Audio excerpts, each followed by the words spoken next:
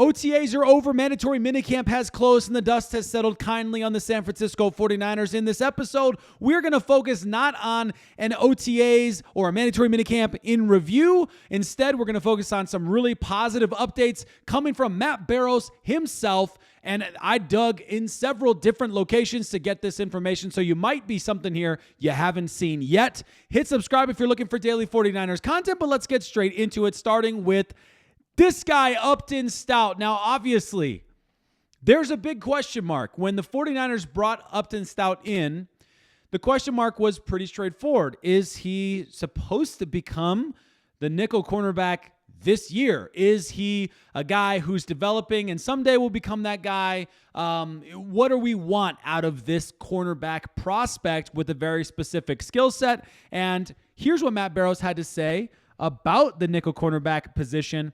I think it's going to be Upton Stout. He looked the part in spring practices. He was really good at mirroring wide receivers in coverage. He was active, vocal, full of energy. He looks like he can step into that nickel cornerback role. That's basically a linebacker role. So let's see how he fares against the run and how he holds up. He certainly has swagger for a guy his size. If he can hold up physically, the job is probably his, which tells me that Matt Barrows also believes that the 49ers definitely want Deommodore Lenoir to be a lockdown corner, and they don't want him to be moving back and forth between positions.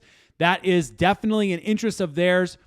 He's not the only person. There's a lot of people that have reported basically a similar type of thing. So Upton Stout, despite his size, is an incredible athlete and absolutely loves to tackle. The biggest concern I have for Upton Stout isn't his ability to play the position at the level. It's more so, can he play with that type of ferocity and still at his size not get injured? So we'll have to wait and see, of course, for that one. Another update coming related to Upton Stout came from the mailbag article that Matt Barrows put out there. And this was the question they asked: do you think Upton Stout will be the starting nickel corner?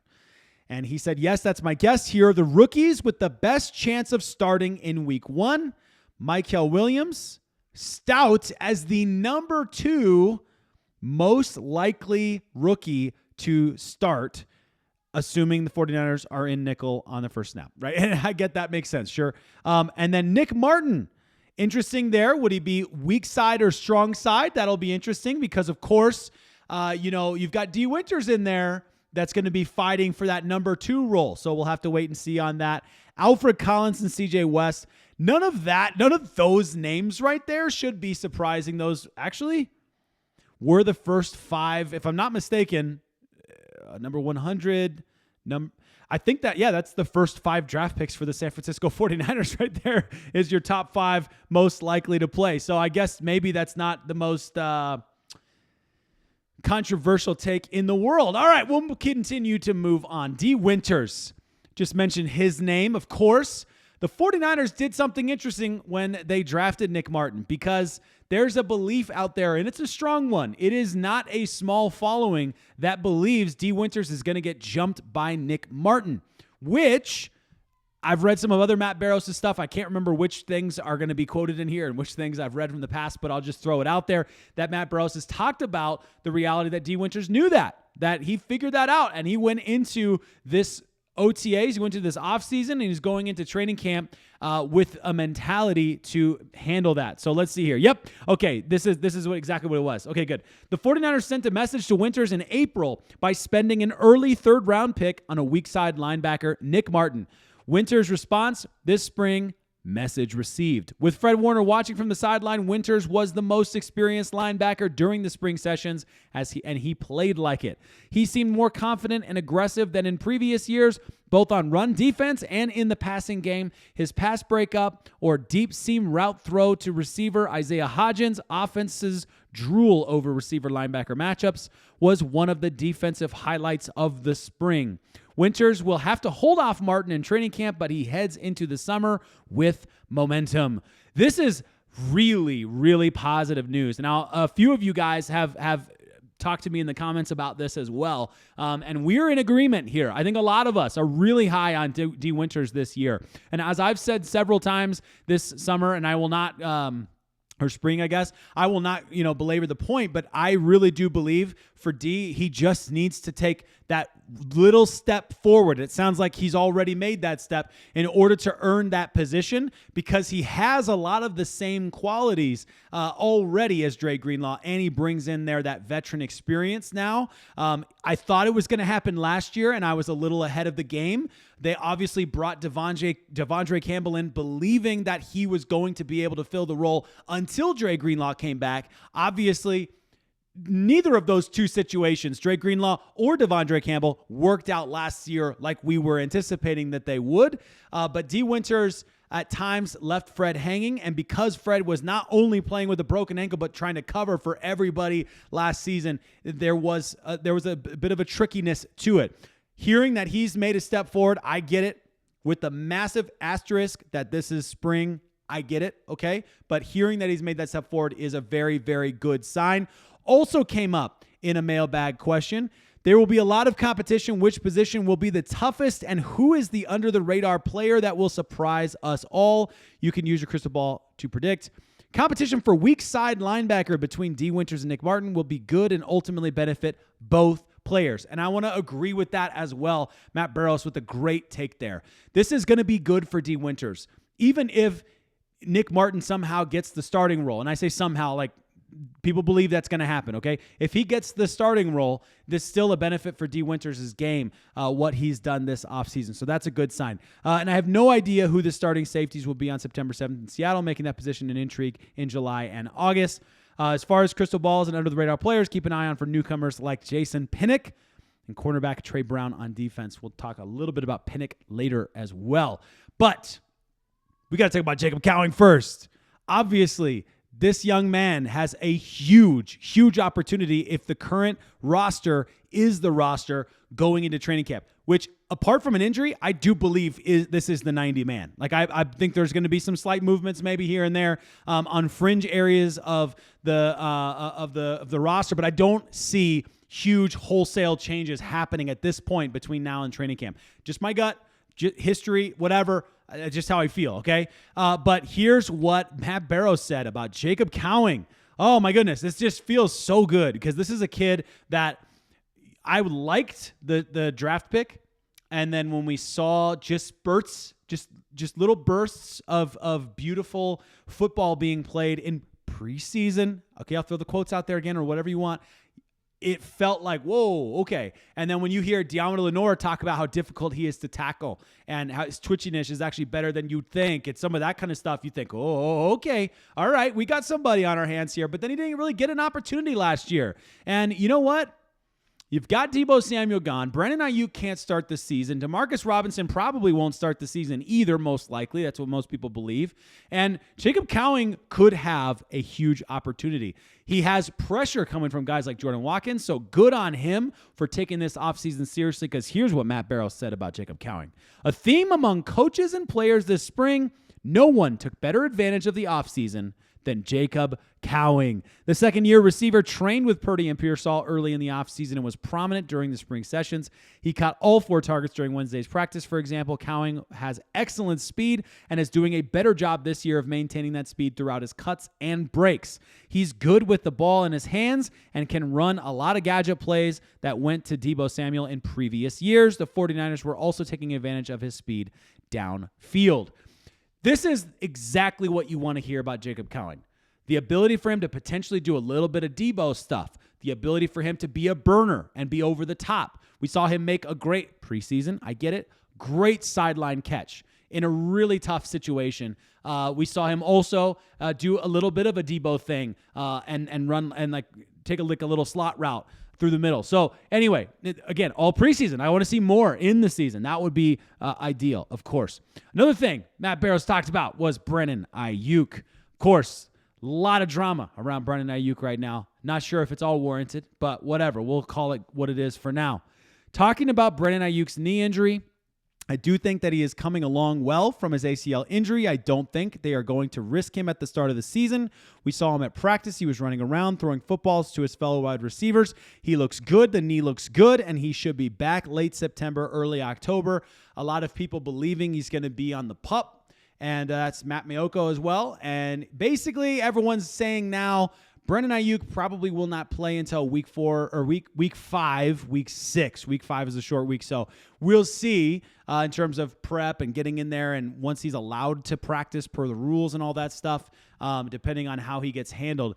This is how it's going to play out for Brennan Iayuk. He's probably not going to be available for the first chunk of the season, which I'm going to choose to see as a positive. I would like to see Brennan Iayuk healthy and ready to go, but I think if you get in that situation where he's like tight and he's about to land right at the beginning of the season, which is what his current timeline still suggests, that could have a downside. That could, oh, it's like, what is that on my head? That could backfire for Brennan Iayuk.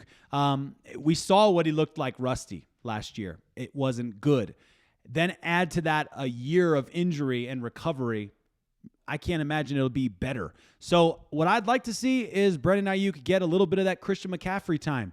No, not how long it took for Christian McCaffrey to come back, but I'd like for him to be confident and to have those extra weeks to get in there and be a factor going forward. Now, that being said, the question mark for me would be if the 49ers feel that way, will they then feel like they have to bring someone in, or will they believe the answer is in the room? Will they look at Jordan Watkins? Will they look at Jacob Cowing? And obviously, they're already looking at guys like Ricky Pearsall and Juwan Jennings. So the guys are already there. We'll have to see if the 49ers are confident enough that they've drafted the right guys, have the right development there. And of course, what is the opportunity for guys like Tariq Owens, guys like that who are fringe potential options to make the team? You know, you take a guy like Junior Bergen, for example, maybe he makes the team potentially in this scenario because of the lack of depth at the position. And so he gets a roster spot. But truly what they want to see is what he can do at the punt return, and they're not afraid to say after a few weeks he's gone. I don't know if the 49ers will do that. They already have guys like Jacob Cowing who can field a punt return, so they don't have to do that, but it would be interesting what they're going to do with those extra roster spots, assuming that this all develops the way that people believe it's going to. Jason Pinnick. This one came from a mailbag question. Question was, can you give us an update on the safeties? Who's the front runner to start at both spots with Malik Mustafa being out?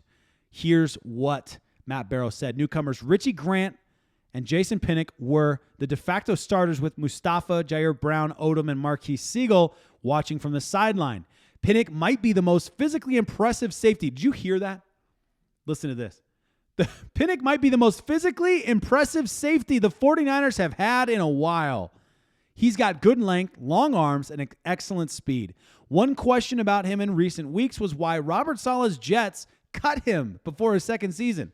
Saleh explained Wednesday that the Jets had recently moved Pinnick from cornerback to safety and that he simply got beat out by the other safeties. This is all back in 2022. But I've always been a fan of his athleticism, his length, his football IQ, Saleh said. He's a really good football player, and just being with him over the course of the first couple of months, he's grown significantly from a maturity standpoint, and he's attacked the heck out of it. He's going for it. Pinnick, of course, also knows Saleh and Boyer's systems, making him a quick study this spring. Because of that, he's a front runner to start, perhaps next to Brown in week 1. And we talked when he was brought in about the special teams nature of Jason Pinnick and that benefit that you get from him, that he can be a backup safety. But he's also being talked about in terms of what he can do at safety. So that now he's had some time to continue to develop in that area. This might be his shot. And you talk about, like, you know, Matt Barrows uses the phrase most physically impressive safety that the 49ers have had in a while. Those are strong words. Those are strong words to describe a guy who is a backup on this roster if everybody's healthy. But I'll take it. I'm not going to complain about it. I think this is good to hear. This is, again, positive updates, in my opinion, that we're hearing about some of these guys who are depth guys, but are definitely making an impression in the right kind of way. Because they're not wholesale names, there's always going to be a little bit of doubt there. Sure. But let's not forget about who the 49ers have also drafted in Marquise Siegel. Let's not forget about what's going to happen when Jair Brown and Malik Mustafa are both healthy and both playing, which hopefully should be pretty early in the season. Malik Mustafa believes he's going to be ready for the week 1. We'll have to wait and see, of course. Jared Brown, however, will be back for training camp. So he's in a really good way. So there's a good shot there as well, and he will have to carry the torch for the 49ers at the safety position. And hopefully a guy like Jason Pinnick can do a really important job until Malik Mustafa is back and 100%. Let me know what you guys think. As always, we are something like 41-ish days until training camp, and I'm looking forward to it. Can't wait for it. Look forward to the whole process in the next 41 days.